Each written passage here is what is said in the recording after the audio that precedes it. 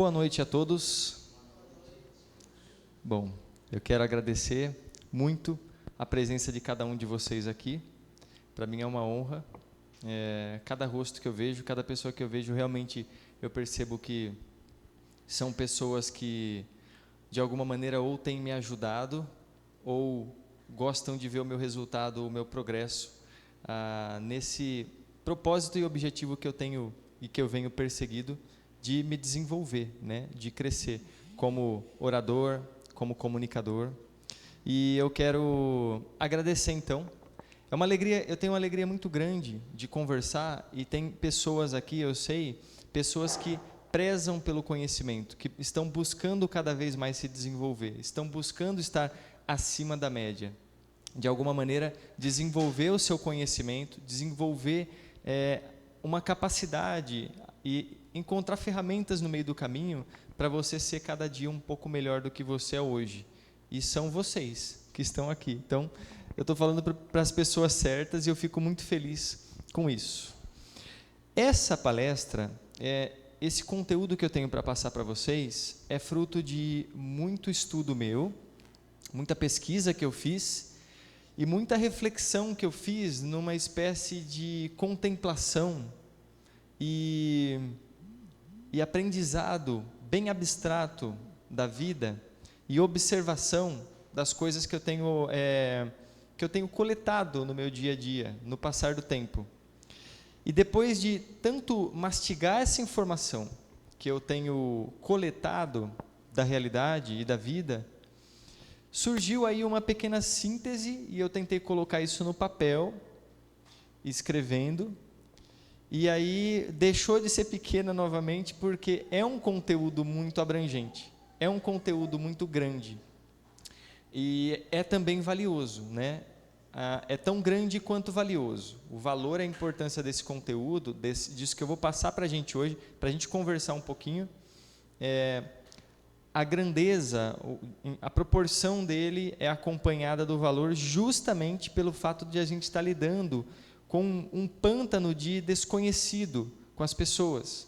A gente vai estar trabalhando e conversando aqui um pouco sobre um universo desconhecido, como se você estivesse adentrando uma floresta e mostrando coisas novas para as pessoas. E como as crianças que estão aqui hoje, você já sabe os nomes das cores, já sabe a sequência das letras, você sabe que tem que tomar cuidado na hora de fechar a porta para não esmagar um dedinho, mas as crianças não sabem. E tudo que essas crianças estão explorando é novidade para elas. Da mesma maneira, tem algumas coisas que a gente precisa e que a gente pode adentrar na nossa vida, na parte do conhecimento, para nos perfazer, para nos aperfeiçoar como pessoas, que é um beabá para nós, e não deveria ser assim. Por que é um beabá? Justamente porque são coisas extremamente desconhecidas. E eu até mesmo mudei, eu ia falar sobre a estética do triunfo, que é o nome do documento que eu escrevi, mas eu mudei o nome para percepções de sucesso. Por quê? Porque, em primeiro lugar, a gente vai trabalhar essa questão da percepção, daquilo que você percebe ou observa na sua realidade e que está ao seu alcance, está debaixo do seu nariz muitas vezes, mas você pode talvez não ter acesso se você não tiver a percepção ou a perceptividade, a capacidade de acessar aquilo. É você ler um texto e entender, é você ver uma situação de conflito entre duas pessoas e entender o que está acontecendo ali e conseguir compreender um pouco mais a fundo.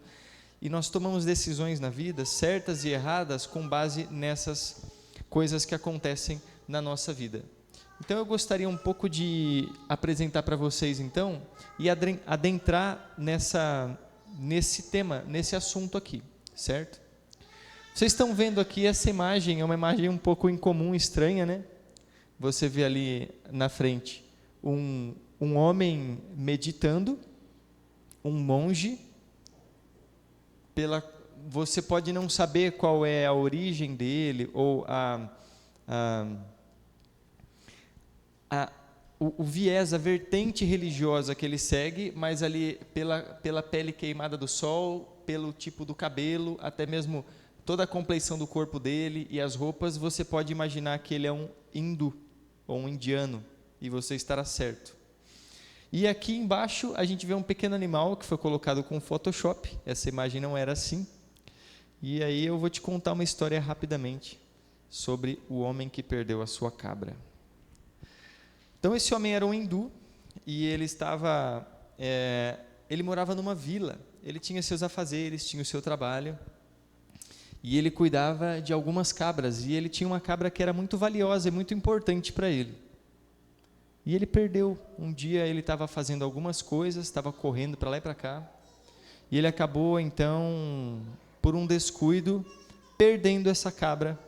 Ela sumiu, desapareceu. Acabou saindo do campo de visão dele e ele perdeu a cabra. E era uma das cabras mais bonitas que ele tinha. Então é óbvio que ele ficou preocupado, não apenas pela questão monetária. Essa cabra tinha um valor para ele, era muito importante, era um recurso, era um material de compra e venda, de troca, enfim. Mas era uma cabra bonita que se destacava e ele tinha um apreço, um gosto muito grande por aquele animal. Sabe quando você cuida de um cachorrinho, de um gatinho e você pega um amor naquele bicho ali? E aí, esse homem, inserido nessa realidade, nesses costumes, nessa cultura, ele tomou uma decisão. Ele perdeu a cabra. Cadê minha cabra? Cadê minha cabra? E ele começou a ficar preocupado e ficou extremamente, praticamente histérico, Bateu ali uma ansiedade, uma preocupação nele, que alguém poderia roubar a cabra dele, negociar, ou até mesmo ela poderia se perder e ter um final trágico, o que seria provavelmente pior. Então ele ficou ali muito preocupado, muito, muito pesada a situação para ele, e ele decidiu então, olhando à sua volta, tirou referências com a percepção dele ali do meio dele e falou: eu já sei o que eu vou fazer, eu vou procurar sabedoria para resolver esse problema.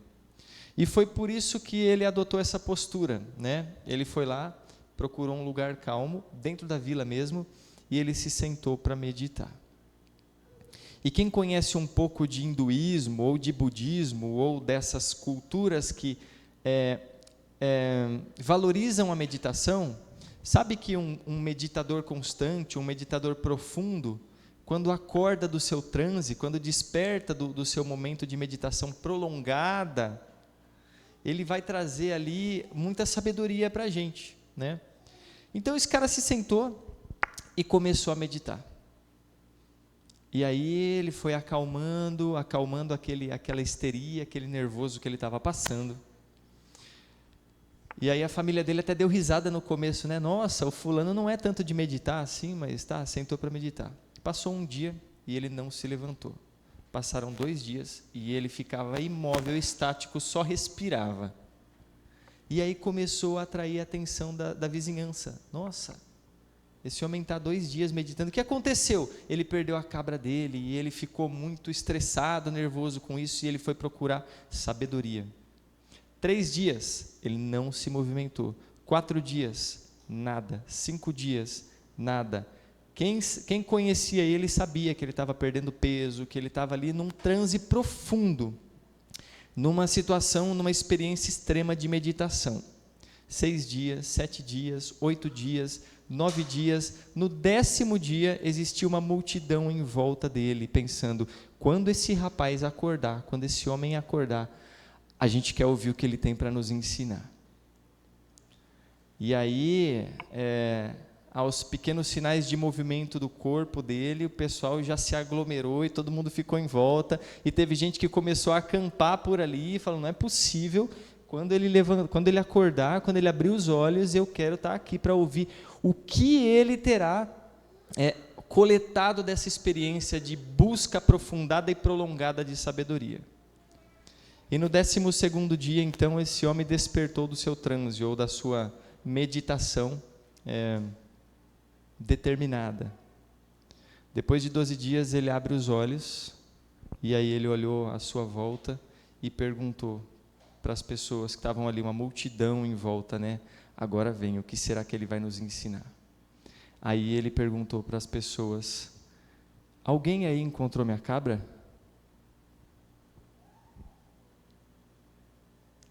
Depois de uma profunda entrega, que exigiu disciplina ao extremo, física, mental, espiritual, quando ele despertou daquele momento total de entrega, a preocupação que ele tinha era a mesma, o objetivo que ele tinha era o mesmo, a profundidade de conhecimento, de sabedoria, de tudo, era o mesmo. Ele não tinha nada para entregar para as pessoas, ele só queria a cabra.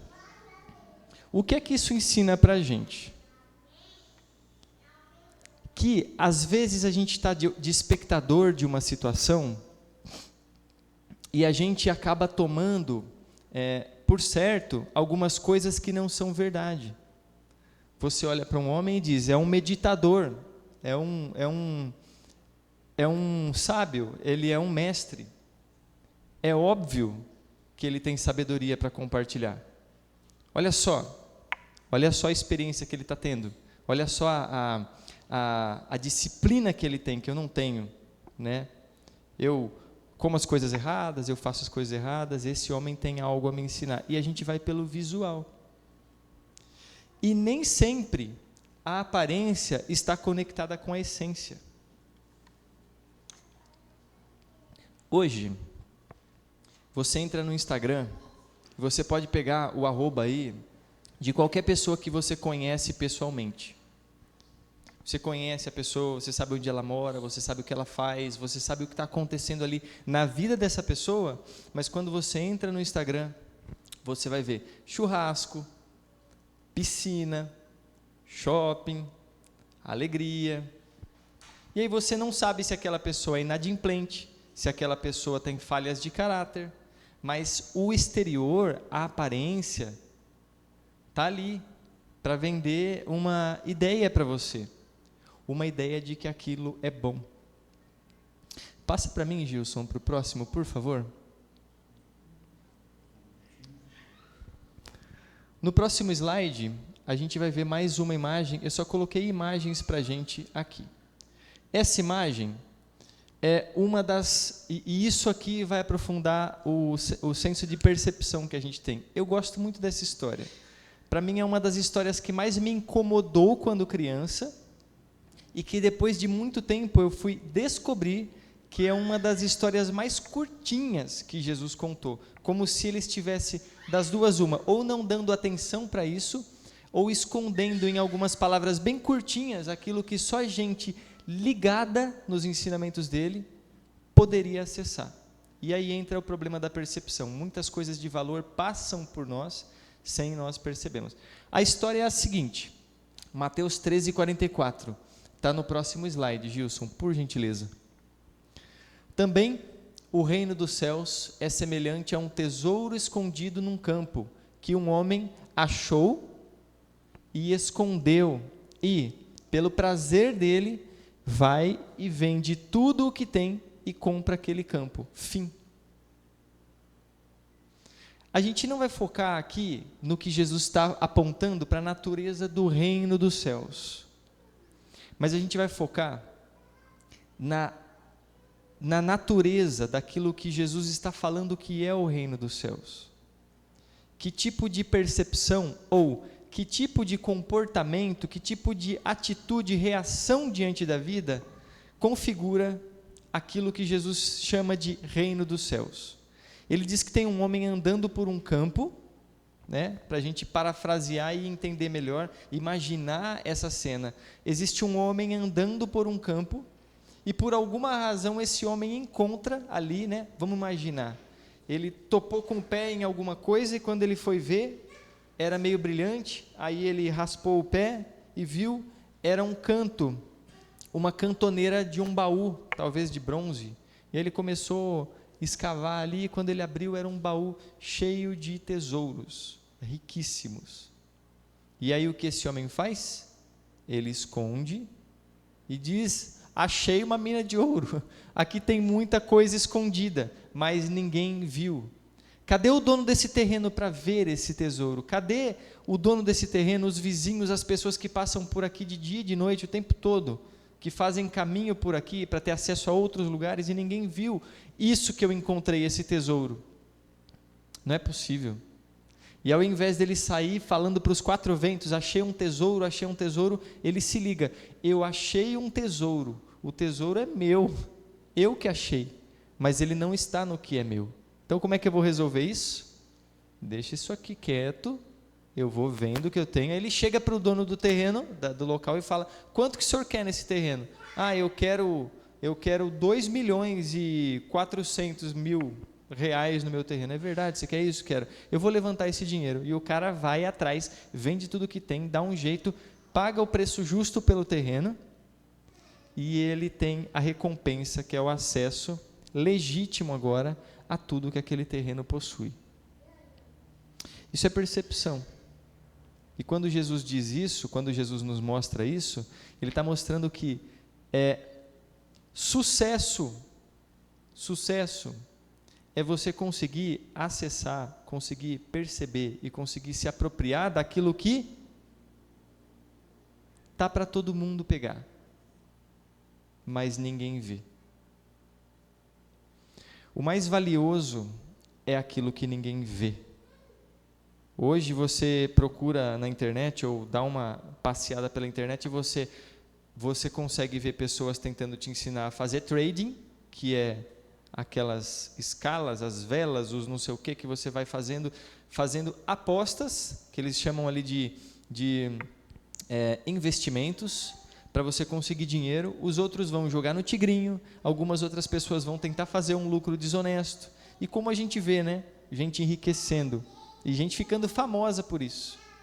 Enquanto que talvez os maiores tesouros da sua vida estão perto e você não consegue ver, não consegue acessar, simplesmente porque você não está ligado. E isso aqui é um conceito que eu acho muito bonito, que eu até comentei na semana passada, chama-se serendipidade. É você estar em algum lugar fazendo alguma coisa, procurando por alguma coisa, e você encontra algo que você não estava procurando. E ao invés de você abandonar e desprezar aquilo que você não estava procurando, você fala, não, eu vou pegar isso aqui para mim, eu vou usar isso aqui. Esse homem da parábola não estava esperando por um tesouro. Alguma coisa ele estava fazendo ali, ou passando por ali, ele não estava esperando por um tesouro, mas a partir do momento que ele visualizou um tesouro, aquilo modificou toda a trajetória da vida dele para culminar no momento em que o terreno fosse dele e o tesouro pudesse ser escavado em segurança. E isso é serendipidade. Isso é você conseguir pensar a sua vida de uma maneira não pautada ou não firmada naquilo que você pensa, ou naquilo que, pior, outras pessoas pensaram por você. Manda o próximo slide para mim, por favor, Gilson. Olha isso aqui, ó. Isso aqui é uma imagem de sucesso. Isso aqui é o que vende. Pessoas bonitas, jovens, com roupas bonitas, caras, com carros bonitos, brilhantes, caros, rebaixados, com uma música, e isso varia muito da cultura, que música, que tipo de música, o que essa música diz, se ela soma, se ela faz bem para a sua mente ou não. Mas isso aqui, ó, é só exterior. Isso aqui é o tipo de realidade que só os olhos conseguem acessar e contemplar, mas você não sabe o que está acontecendo na essência. Você diz, esse cara é um mestre de ganhar dinheiro. Às vezes ele só está atrás de uma cabra, procurando uma cabra, um animal que ele perdeu. Ou um problema que está no fundo ali, incomodando ele, mas ele não consegue lidar direito com aquilo. E a gente vai se espelhando em pessoas, e a gente vai comprando essa ideia maluca de que o exterior aponta para o seu sucesso. Óbvio que ele aponta, mas a gente precisa entender que deve haver uma harmonia entre o exterior e o interior. Hoje está todo mundo aqui, todo mundo toma um banhinho, né, para vir para cá. É importante, né? Por quê? Porque isso aponta para o zelo e o cuidado que você tem na sua vida, pela sua vida. Se você fosse ficar em casa, você também teria feito isso, né? Outro exemplo aqui, ó, a gente viu um cara num carrão. Gilson, por favor, mais um.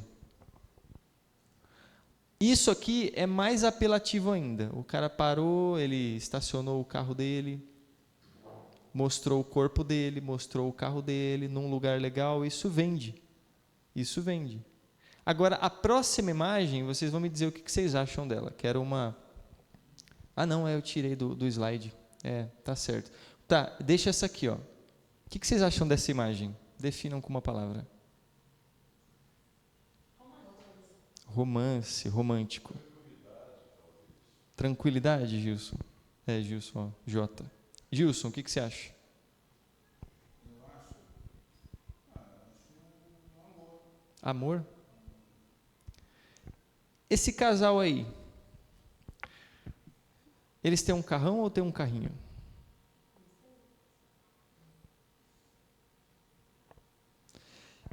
Eles estão aí, ó, parece que eles estão numa praia, né? Dá para ver areia lá embaixo. Eles estão numa praia cara ou numa praia simples?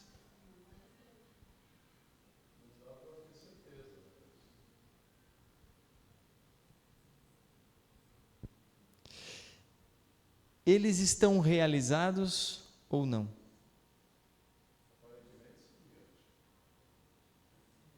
Eles estão contemplando o mar, imaginando como é que vai ser os próximos anos na vida deles. São dois jovens. Legal, eles estão contemplando o mar e imaginando como serão os próximos anos da vida deles. Você vê que eles estão com as cabeças uma encostada na outra ali, juntinhos, os braços ali se entrecruzam no meio. Está tendo uma conexão ali, não está? Mas dá para saber que isso é bom. De alguma maneira isso produz algo bom. Você não está enxergando nem o rosto de um deles. Eles estão em paz. Isso parece bom. Mas a gente não sabe se eles têm um carrão ou têm um carrinho. Se eles moram na beira da praia e já estão enjoados de ir para a praia. Se eles fizeram 1 ano de economias. Eu e a Joyce, a gente fez uma viagem para a praia um tempo atrás. Foi suado para a gente conseguir fazer uma viagenzinha. E foi muito importante a gente fazer. Muito gostoso. Muito bom. A gente não sabe o que está acontecendo aqui na questão material exterior, mas a gente sabe que interiormente esse casal, no mínimo, está buscando uma conexão. Agora, se você voltar uma imagem e ver um homem lá em cima do carro amarelão, com aquele corpão malhado, né, do cara que tomou o suco, ficou malhado, ficou forte, carrão amarelão, todo beleza. Isso aqui enche os olhos, mas não comunica. A gente não sabe se ele conquistou de maneira honesta. A gente não sabe se esse cara é um frustrado no amor, ou se ele conhece alguém que ama ele, que ele ama, que tem amor recíproco. A gente não sabe de ambos os lados, de ambas as histórias, a gente não sabe. Mas eu digo, existe uma proposta aqui e existe uma proposta na outra imagem.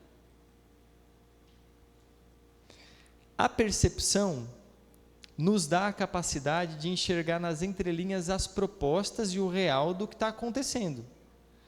Isso aqui ele está fazendo uma proposta para a gente, esse casal. E ele está mostrando o que dá para enxergar com muito pouco. A gente pode ver as roupas simples, bonitas dele, bem clean mesmo, bem brancas as roupas, meio ali algodão egípcio, meio cor da areia mesmo. E eles num lugar que é natural, que é acessível a todos. Para mim, essa imagem está dizendo, essa paz de espírito é acessível a todos. Próximo, vamos lá. Olha isso, o que a gente tem aqui? Descrevam, o que vocês estão enxergando aí?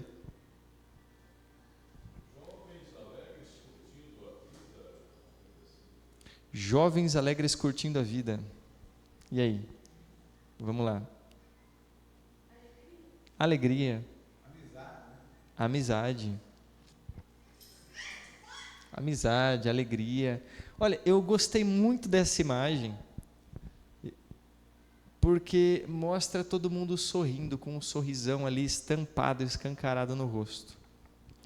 E o sorriso hoje tem sido um dos maiores carros-chefe do mercado de felicidade no mundo hoje.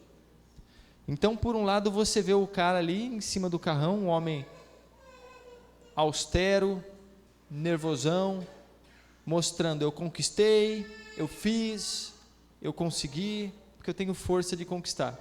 por outro lado, você vê pessoas felizes, pessoas alegres. E aí, o que acontece?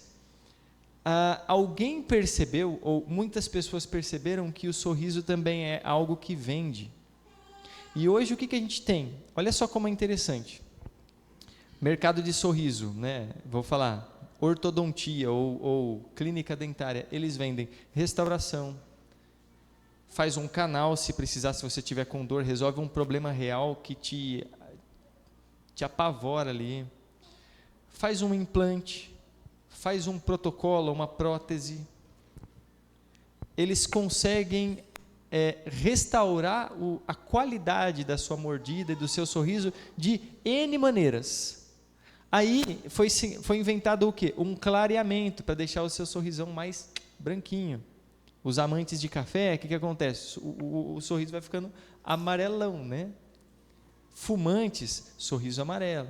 E aí o cara vai lá, parou de fumar, ou simplesmente tem um probleminha com autoestima, ele vai lá e deixa o sorrisinho mais branco, mais bonito.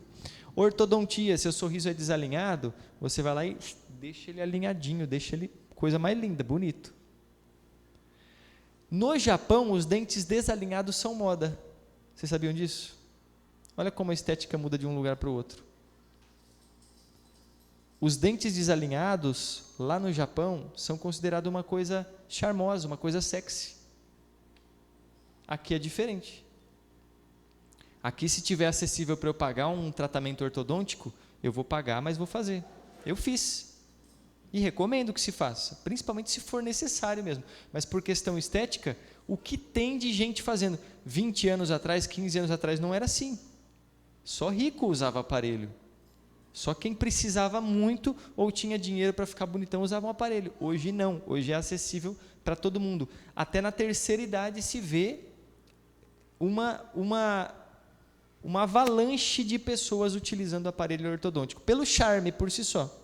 Se eu colocar um aparelho, eu vou me destacar de alguma maneira, vou ficar mais bonito, mais legal. Aqui a gente vê sorrisos lindos, alinhados, bonitos, certo?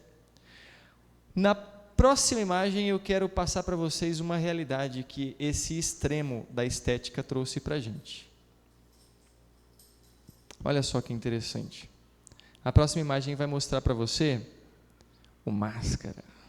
Quem já assistiu? O Máscara, eu não sei se ele é um herói ou é um vilão, né? Um cara muito bagunçado.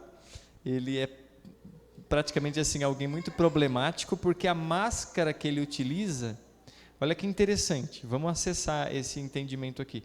O homem acha uma máscara, ele encontra uma máscara e ele descobre que essa máscara tem um superpoder.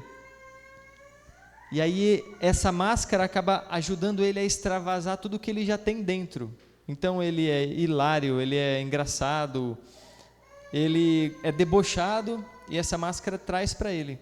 Mas esse sorriso do Máscara, eu não lembro a data em que esse ano, eu acho que é de 91 esse filme, não tenho certeza. O Máscara traz para a gente uma realidade bem interessante. Quando esse filme foi feito, as lentes para dentes ainda não eram uma coisa comerciável. Não sei se já existia um plano disso acontecer, mas estava longe da gente conhecer isso, assim como a internet, por exemplo.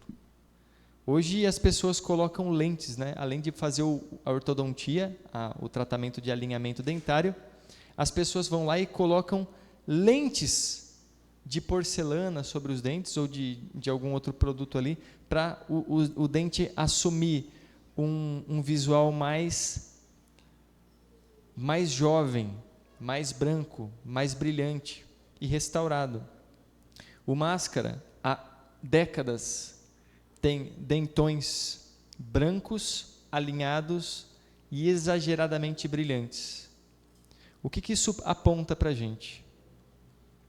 Se você for, por exemplo, ver um show do Gustavo Lima, ou até alguns outros famosos, ou pessoas que não são famosas, mas estão colocando essas lentes nos dentes, você vai ver que os dentes são extremamente brancos, extremamente alinhados, beira assim um artificialismo muito grande.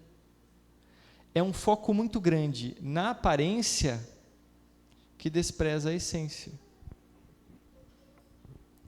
As pessoas estão focadas na aparência. Agora eu te falo, qual que é o nosso desafio? É você entender que o exterior, a gente precisa entender que o exterior, ele precisa estar alinhado com o interior. De duas maneiras. Se você tem virtude, se você tem caráter na sua vida, ou se você tem objetivos, um pensamento muito grande, o seu exterior não passar isso para as pessoas, você não vai ter credibilidade. Isso eu aprendi. Agora, se você tiver uma parte exterior completamente desenvolvida, e pensada e elaborada para garantir que as pessoas vão gostar de você, que você vai ter, por exemplo, um acesso melhor ao mercado de trabalho porque você está na estica, está bonito, está legal, é obrigatório que o seu interno, que o seu interior esteja alinhado com isso. Hoje nós estamos vivendo um mundo de aparência. E a aparência, a estética, acaba em algum nível muito grande hoje se tornando o quê? Uma tirania contra as pessoas. Pessoas atentando contra a própria saúde, para ter o corpo perfeito, atentando contra a própria saúde, para ter a aceitação dos outros, e isso vai virando até talvez um distúrbio mental no futuro, que as pessoas vão atentar contra a própria saúde, para se aceitarem, meu Deus do céu. Então, o que é você não se conhecer a si mesmo e não conhecer o que é mais importante da vida? Você vai acabar gastando muito esforço, muita energia da sua vida e até mesmo dinheiro na direção da aceitação. E para encerrar, eu não trouxe nem colinha, mas eu já vou encerrar. Eu acredito que é isso aí. A próxima, Gilson, por favor. A gente vê aqui nessa imagem o quê? Uma flor e algumas batatas inglesas, né? Batata. O que é mais bonito? O que tem mais aparência, mais bonito? O que é mais belo? A flor é mais bonita, certo? Ninguém dá uma caixa de batatas no dia dos namorados. Seria dizer assim, vai cozinhar, vai fazer um purê para a gente. Ninguém jamais pensaria em atribuir a uma batata um valor estético. Agora, se você estiver com fome, se eu falar para você 2 horas aqui seguidas, o que é que tem mais valor para você? Se você estiver com fome, é a batata, né? Então, assim, o que é que eu percebi na minha trajetória? É que tanto a flor quanto a batata possuem seu valor. A flor possui um valor inerente a ela, dela mesmo, que a batata não consegue imitar. A estética e a beleza, as cores, a textura, o aroma, a leveza, todas as características que você olhando, ou tocando, ou sentindo, percebendo uma flor, na complexidade com a qual ela foi formada, se você pensar em todas as etapas, desde ela ser um raminho, até ela ser um brotinho, até ela se tornar um botão, e esse botão se abrir e virar flor para durar apenas poucos dias, esse show de beleza foi criado com um propósito. Não foi um acidente. Foi criado por Deus, e Deus não cria coisas sem utilidade. Então a ideia não é que eu vou dizer assim, vamos valorizar a batata e vamos esquecer as flores. Não, de maneira nenhuma. Mas as flores não vão matar a sua fome. O que vai matar a sua fome são as batatas. E a batata, desse jeito, não fica atraente, não fica bonita, mas numa tigelinha de cerâmica ali, de louça, fritinha, cortada em palito, bem douradinha, fica lindo também. O que é que eu estou querendo apontar para a gente? É simples. Que na nossa vida, a gente faz escolhas o tempo todo. E eu quero contar um pouco da minha experiência para vocês. Eu sempre fui uma pessoa muito escassa de aparência. Eu sempre fui uma pessoa muito simples, rústico mesmo. E quem me conhece sabe como eu era rústico, como eu era até mesmo desleixado de propósito com a minha vida física, assim, de aparência. Por quê? Porque eu era um rapazinho assim, que estudava as coisas, que lia, ou que até mesmo assistia um filme, e eu capotava no mundo da lua, e eu ficava naquela abstração, tentando entender, tentando conhecer, tentando me aprofundar naquilo, aumentar a minha percepção e acessar coisas que as pessoas, no geral, não estavam podendo acessar, porque elas não estavam ligadas naquilo, elas estavam preocupadas com outras coisas. E eu percebi que em algum momento eu tinha tesouros muito grandes nas minhas mãos, e eu queria compartilhar esses tesouros com as outras pessoas, mas eu era impedido de fazer isso. Porque eu tinha uma imagem, um externo, um exterior, completamente sem crédito. E não somente isso, mas o conteúdo, quando ele é passado de uma maneira muito, como é que eu posso te dizer? O conteúdo, quando é passado por alguém sem autoridade, cuja autoridade não tenha sido construída, pode ser a melhor mensagem do mundo. Você não vai ouvir. Não vai ouvir. Por isso que a gente vê esses caras da internet, e eu sei que você sabe de quem eu estou falando, pessoas grandes da internet, que ensinam o tempo todo as pessoas a tomarem decisões, a ficarem ricos, e mostram como eu dei a volta por cima, como eu fiz sucesso, como eu mudei a minha vida, como eu sou, quem eu sou, e eu sei quem eu sou, e tudo mais.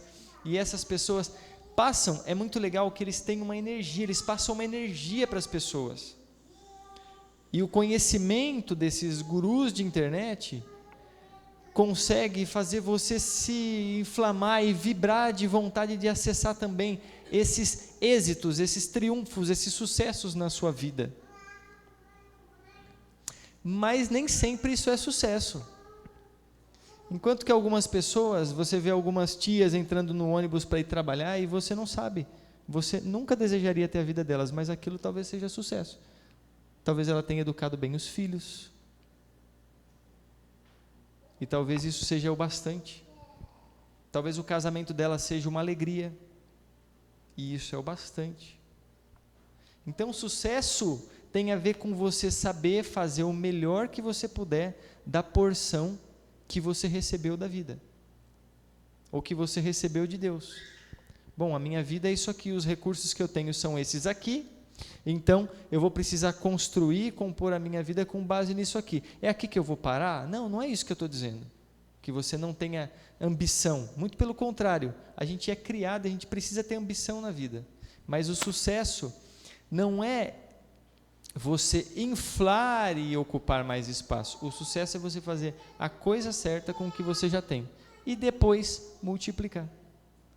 Eu tiro de Jesus várias parábolas, várias histórias que me ensinam muita coisa.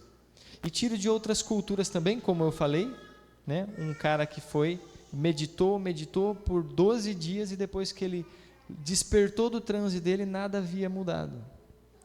Da mesma maneira está acontecendo hoje na atualidade, na modernidade. Pessoas estão nos propondo viver um transe, uma experiência profunda de você falar, caramba, é isso aí, esse cara sabe o que é sucesso. Ele sabe o caminho para o sucesso.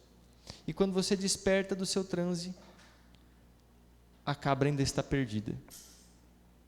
Quem é que já viu no Instagram, ou sei lá, em alguma outra rede social, alguém ensinando você a ter sucesso na vida, ou a fazer mais seguidores, ou enfim, a ter uma performance melhor naquilo que você está buscando? Você já viu isso, né? E essas pessoas mudaram a sua vida? Não, né? Quem é que pode mudar a sua vida? Nós mesmos. Só eu posso mudar a minha vida. E quando eu responsabilizo outras pessoas por me boicotarem, ou por não acreditarem em mim, eu estou dando a razão para elas, por não estarem acreditando em mim. Eu não preciso me preocupar com essas pessoas. Eu preciso eu mesmo ser responsável pelo meu sucesso. E sucesso não é o que eles dizem. Sucesso é você ter uma vida feliz. É aquela cena lá na praia que a gente viu, que você não sabe se eles foram de Uber para a orla da praia, se eles têm o carro deles, você não sabe se um deles tem um problema de saúde. E aí, a gente vai atrás desses gurus então, e eles estão ensinando então como você vai fazer o seu investimento, e o seu investimento vai multiplicar 20% esse mês, 50% o mês que vem, 200% no próximo mês, e você vai ficar rico, e daqui a pouco isso, daqui a pouco aquilo, aí você compra terreno, investe no mercado imobiliário, investe nisso, naquilo, e pum, daqui a pouco você faz a vida, sucesso. E se você tiver um problema sério de saúde, Deus o livre. E o que foi sucesso? Essa semana eu estava conversando com um cara, e ele falou, ele contou para mim, eu estava na lanchonete, e aí a gente conversando, eu estava falando, dando uma prévia para ele sobre isso aqui, eu falei, é isso, às vezes você está correndo atrás do ouro, correndo atrás do sucesso na vida, e você perde o melhor que você já tem na sua vida. Sabe aquela frase, eu era feliz e não sabia? É isso. Ele falou, meu pai, ele disse, o meu pai trabalhou por décadas, anos e anos na mesma empresa, para ter uma boa aposentadoria. Mas pai, vai viajar? Não, meu filho, eu vou fazer meu pé de meia primeiro, vou ter minha aposentadoria. Mas vai viajar, pai? Não, peraí, fazer meu pé de meia, fazer meu pé de meia, fazer meu pé de meia. E ele estava indo no caminho certo dele. Ele estava garantindo que ele teria um pé de meia, uma garantia para a terceira idade, para os seus últimos dias, para a velhice, ele ter estabilidade, não preocupar ninguém, não dar problema para ninguém, ele ia ter lá o pé de meia dele. Então saiu a tão querida aposentadoria. O homem passou mal, foi parar no hospital, não por causa disso, né? Ele teve lá um probleminha, uma dor, alguma coisa, foi parar no hospital, ficou internado, estava sendo cuidado e tudo mais. E aconteceu que a pessoa da família, o irmão desse rapaz, desse homem, desse senhor que estava falando comigo já, ele falou assim, o meu irmão chegou em casa com os papéis da liberação da aposentadoria em uma mão e o obituário na outra.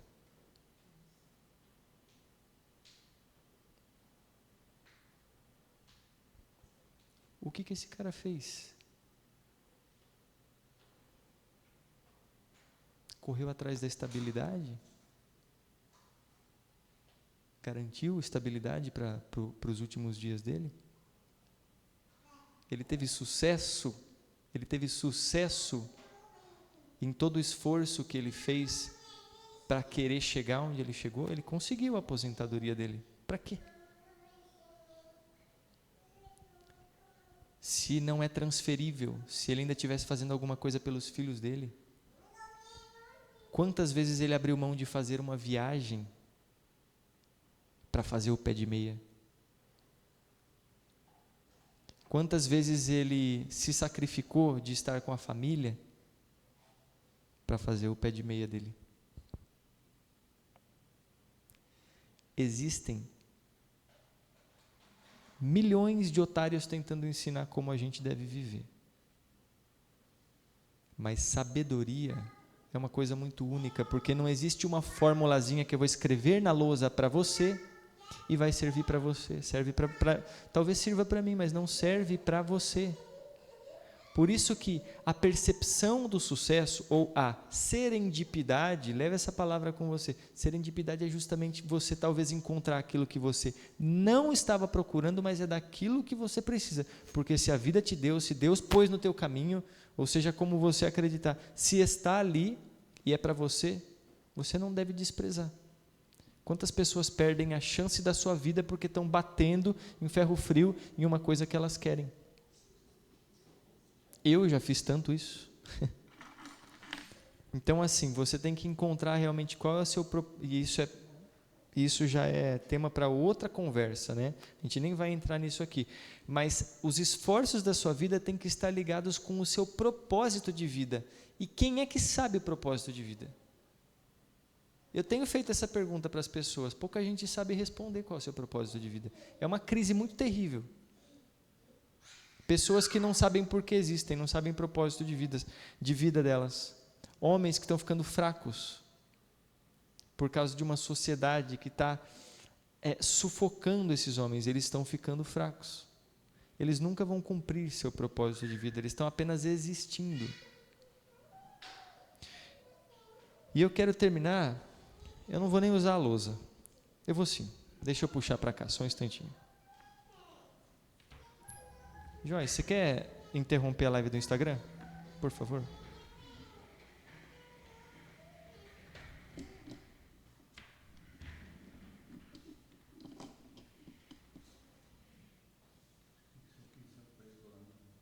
Tá bom aqui?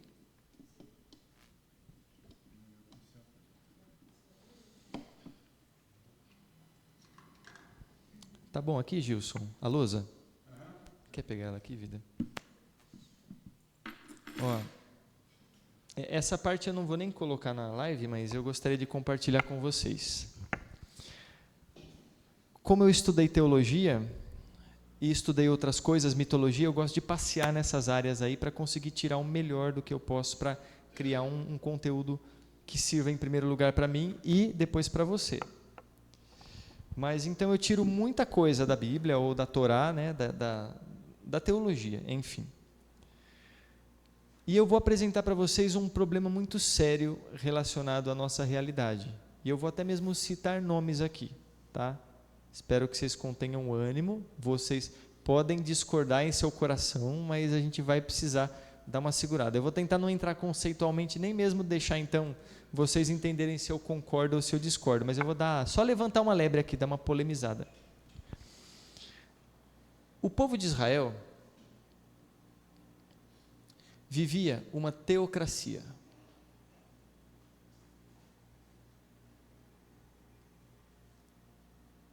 A gente aqui no Brasil vive o que hoje é chamado de democracia.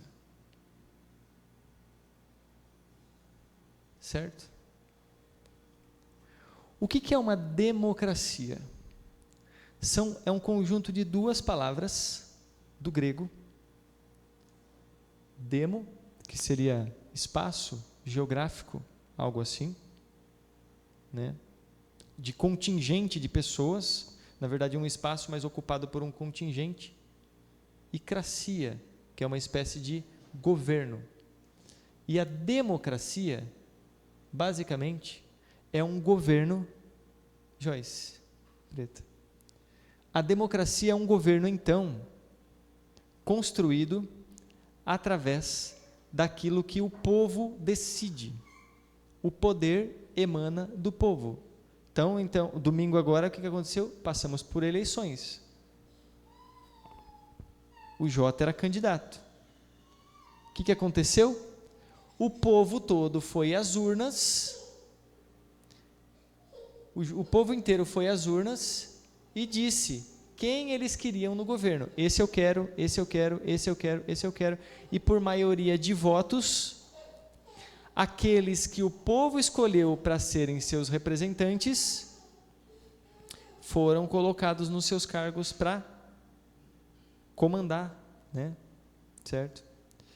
Tem uma outra coisa, que é a aristocracia. Eu não vou entrar em tudo isso. A aristocracia basicamente é o governo dos ricos sobre os pobres, ou daqueles que se elevam financeiramente. Está certo isso, né, Jota? Aristocracia é isso mesmo.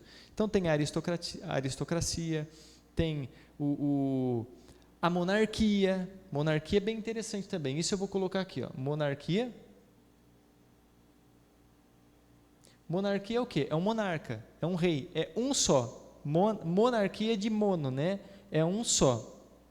É uma pessoa só comandando vitalício até a morte e sendo substituído ali pelo seu descendente, seu filho. Isso é uma monarquia. Mas o povo de Israel tinha uma teocracia. Olha só como isso vai ligar no nosso tema, que é a parte da percepção, da estética, da aparência e da essência. Na democracia, a gente tem os candidatos aí. Quem é que estava explodindo nas pesquisas para governo de São Paulo? Pablo Marçal. Ele é um hype na internet, né? O cara é um terror. E ele não foi escolhido pelo povo. De alguma maneira ele sabia que ele ia entrar lá, ele tinha certeza que não ia dar segundo turno, e para ele não deu, ele não entrou. Não foi escolhido pelo povo. Aí, entre governos de homens que passaram por aqui como presidentes, ou como governadores, ou como prefeitos de cidades grandes como São Paulo, ou pequenas, né, os nossos também aqui, a gente acaba fazendo o quê? Vivendo uma realidade que a gente vê esses homens acertando e errando, e a gente se decepciona com eles. A gente se decepciona. Eu fico me perguntando, se Pablo Marçal entrasse no governo do estado de São Paulo, o que aconteceria? Eu fico me perguntando. Eu estava curioso para ver. Eu queria ver. Mas a gente não vai saber. Mas eu tenho certeza que ele ia fazer coisas, mas eu tenho certeza que ele iria decepcionar também. Eu disse que ia entrar num campo meio ácido, mas não vou nem fazer isso, não vou falar dos presidentes. Mas vamos voltar aqui para a teocracia. Na democracia, aqui a gente tem o Marçal, faz o M, a gente tem o Lula, faz o L, a gente tem o Bolsonaro, né, que no começo era B17, né? Tá bom, o número dele aqui era 17. A gente 22, agora é 22, né? Primeiro, a primeira candidatura dele era 17, eu me lembro disso. O 22, o Lula, o Bolsonaro, o Lula, e a gente tem ali vários outros. Tem o 13, que é do Lula. E tudo isso aqui aponta para o externo dos caras, que são as propostas, é a maneira dele se portar, é a segurança que ele te passa. E aí eles vão tentando o quê? Te convencer. Isso na democracia. Na monarquia, os reis, você sabe como eles se vestiam, né? Pomposos, ricos e poderosos. A teocracia funcionava diferente. Israel era um povo dominado ou governado por um Deus.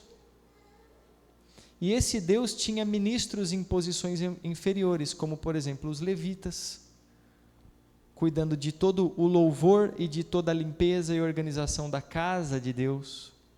A gente tinha os sacerdotes, controlando ali, comandando, governando a parte da parte ritualística do tabernáculo ou do templo. Mas quem era o presidente de Israel? Deus. Isso enquanto era uma teocracia, depois Israel pediu um rei, né? Mas enquanto Deus era o governante supremo e maior sobre Israel, o convite de Deus era: povo de Israel, mesmo que vocês não me enxerguem, não me vejam, porque eu não tenho forma, e isso era um problema muito sério para Israel, mesmo que vocês não me vejam, me obedeçam, confiem em mim. Vocês vão correr muitos perigos, vocês vão ser para sempre perseguidos, mas vocês nunca serão extintos. Eu vou estar do lado de vocês, cuidando de vocês. Só que Israel tinha um problema. Deus é puramente essência. E Israel olhava para as nações em volta e todos os deuses deles tinham uma aparência. Lembra que eu te falei sobre o equilíbrio entre essência e aparência? Deus era puramente essencial. Como é que era o rosto de Deus? Como era Deus? Qual era o tamanho do braço ou da mão dele? Isso não ficava muito claro. Deus apenas falava, comunicava para o povo, mandava no povo e falava: olha, eu estou fazendo o melhor para vocês e não quero argumentar e explicar, só me obedeçam. Mas isso era puramente essência e não entrava na cabeça deles. E foi quando Moisés subiu ao Monte Sinai para então pegar o decálogo, que são os 10 mandamentos, para oficializar então a lei de Deus, a ordenança de Deus sobre o povo. Aí os hebreus pensaram: não, isso está muito vago, muito abstrato,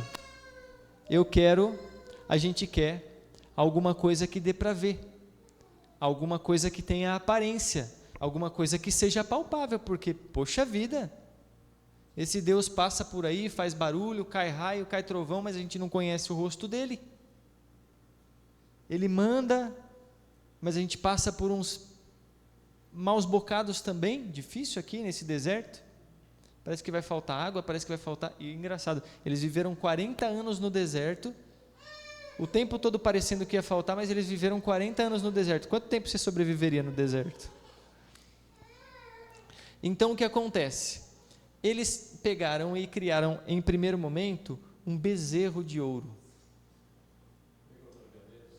Eu vou pegar essa vermelha.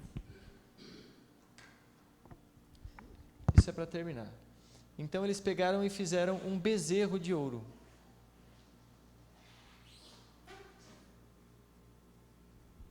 Pronto. Agora a gente tem algo visível, palpável, para a gente fazer um ritual bem maluco em honra a isso aí. E eles começaram a adorar esse bezerro maluco de ouro e atraíram problemas para si, porque isso ofendeu muito a Deus e muito a Moisés, e foi chibatada quando Moisés desceu daquele monte e viu eles adorando um Deus visível, um bezerro de ouro. Posteriormente, quem passou maior dor de cabeça com o povo de Israel foi o profeta Samuel. Na ocasião em que o povo de Israel estava cansado de ver outros povos tendo reis governando, e o legal do rei governando é que ele mostra que o povo tem poder. Ele sendo um líder, um cara forte, bonitão, austero, pomposo, ele conseguia dar uma intimidada nos povos vizinhos, e ele conseguia também inflar um pouco de confiança no povo que observava ele. É o que a gente faz com os nossos políticos hoje. Você olha para o cara, você não sabe se ele realmente conseguiu aquilo de maneira honesta ou não, o caso desses que estão aí no mundo, aí no Brasil, mas você mesmo assim briga por eles. Por quê? Porque, meu Deus do céu, eles chamam muito atenção, eles são uma espécie de bezerro de ouro também. E aí lá depois, no tempo de Samuel, então eles pedem para um rei governar Israel, e aqui Israel então entra no sistema de monarquia e despreza a teocracia. Não tem mais um Deus governando Israel. Deus falava através dos profetas, e agora quem comanda Israel e come do bom e do melhor, se veste com o melhor e se serve do melhor da mão de obra de Israel, sem moderação, é um rei de carne e ossos que vai nos decepcionar, qualquer um deles. E isso por quê? Porque eles optaram, fizeram uma escolha em caminhar no caminho da aparência, desprezando então o da essência. Como fazer esse equilíbrio? É como andar numa corda bamba. Hoje a gente precisa dos dois, da essência e da aparência. E eu encerro aqui. Você viver entre a essência e a aparência, entre a forma e o conteúdo, é como andar numa corda bamba mesmo. É o tempo inteiro se esforçando para não perder o trilho daquilo ali que está acontecendo.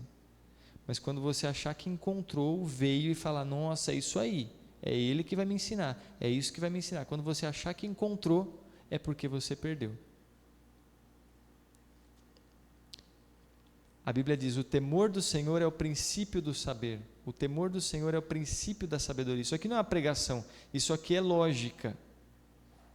Porque quando você, na sua vida, decide estar confiante das decisões que está tomando, isso não é sábio. Mas quando você teme ao Senhor, o que significa o Senhor? É Deus mesmo, mas assim, eu vou falar do que está acima de tudo na sua vida. Quando você olha para aquilo, você já passa por várias coisas que são puramente aparência, você já vai passar por cima e desprezar várias coisas que são puramente vaidade, e você vai se apegar em entender aquilo que é só essência, e onde você vai, e como você vai construir os seus passos para chegar naquilo ali. E essa é a mensagem que eu tinha para vocês. Eu acho que tem até uma outra imagem. Põe a última para mim, Gilson, a penúltima do menininho. Deixa eu até tirar daqui. A imagem do menino, eu quero que vocês vejam isso aqui. É uma outra imagem também, praticamente muito simples, tá? Um menino ali brincando, e tem duas crianças hoje na sala brincando aqui também, e aproveitando o momento.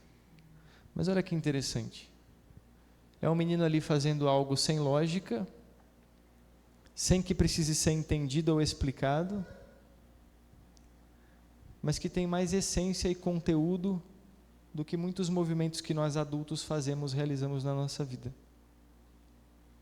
Ele está se conectando com a poeira que cai das mãos dele. Ele está se conectando com os movimentos. Ele está descobrindo alguma coisa. Ou ele está simplesmente desfrutando de algo que ele sentiu que domina.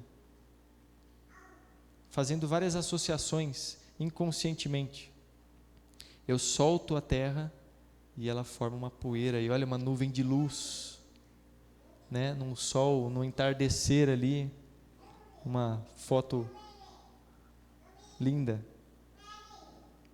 As coisas que mais comunicam valor para a gente, assim como essa imagem e aquela do casal na praia, comunicam essência para a gente, vão além da aparência.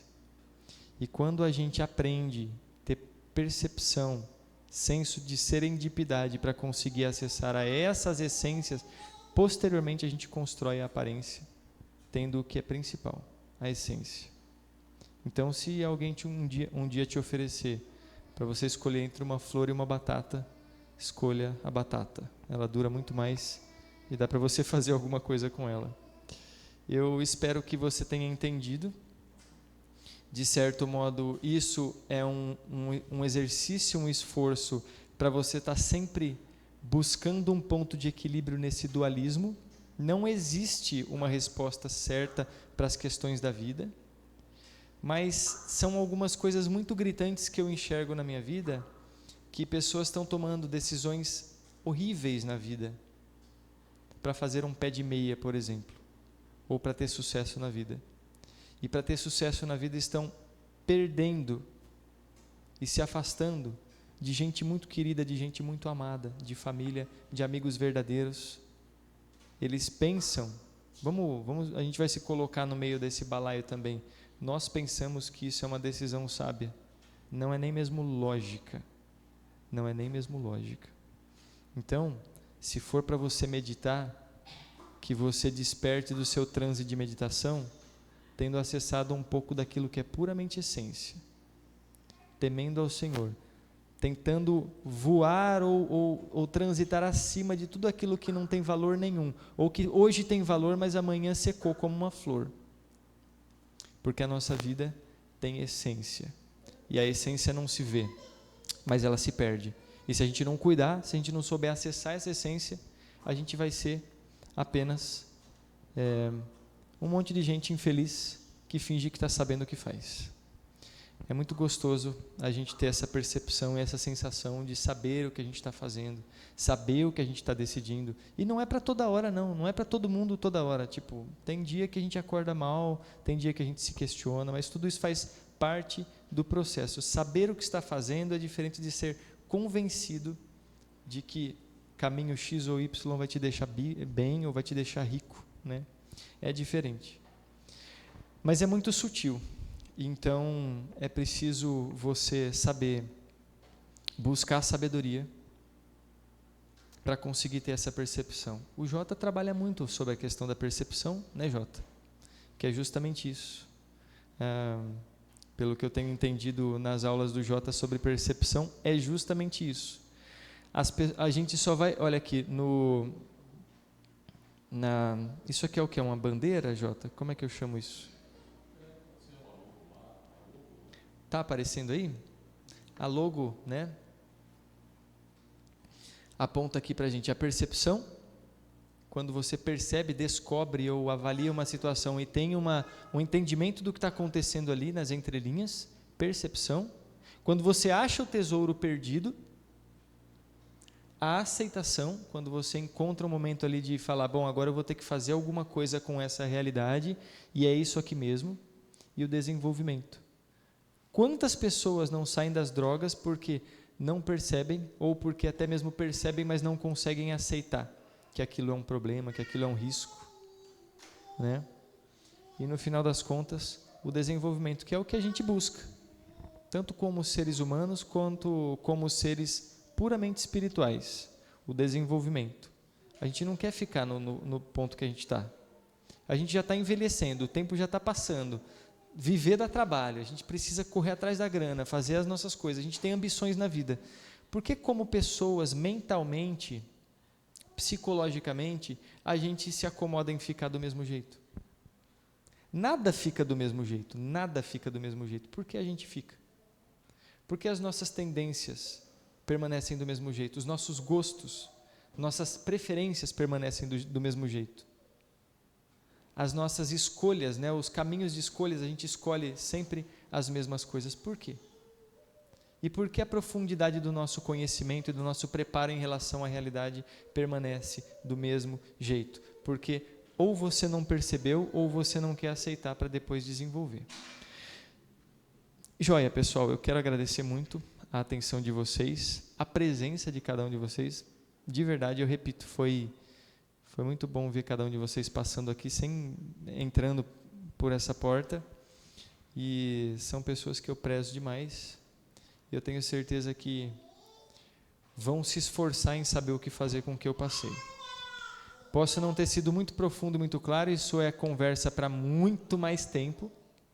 Eu preciso desenvolver mais ainda melhor a maneira de trabalhar isso aí. Mas assim, foram reflexões e meditações que eu fiz por muito tempo para chegar mais ou menos nisso e conseguir entregar esse conteúdo para vocês. E eu espero que tenha sido útil. Obrigado.